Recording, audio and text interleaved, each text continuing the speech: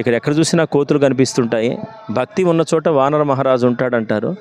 అటువంటి శ్రీకృష్ణ భగవానుడు చిన్నప్పుడు ఆ గోప పాటు కోతులకు కూడా వెన్నబెట్టాట. ఆ కన్నయ్య మీద ప్రేమ, ఆ కన్నయ్య మీద ప్రేమతో యుగాలు గడిచినా కూడా ఈ బృందావనాన్ని వదిలిపెట్టి పోకుండా ఈ కోతులన్నీ ఇక్కడే తిరుగుతూ ఉంటాయి.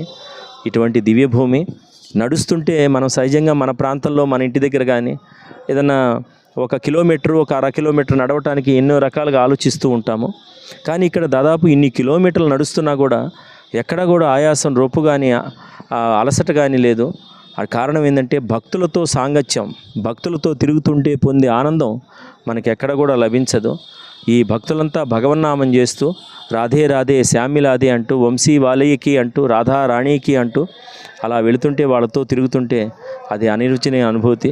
ఇలా ఎన్నో సంవత్సరాలు నాకు ఇట్లాంటి అనుభవాలు కలగాలని ఆ రాధారాణికి ప్రణామం చేస్తున్నాను. మా గురువుగారి యొక్క కృప కలగాలని కోరుకుంటున్నాను. ఇటువంటి వరిజభూమి, ఆ దివ్యభూమి సంవత్సరానికి ఒక్కసారన్నా 2 సార్లన్నా లేదా భగవంతుడు అవకాశం ఇస్తే ఇలాంటి చోట నివాసం ఉన్న మన జీవితం ధన్యం నిజంగా.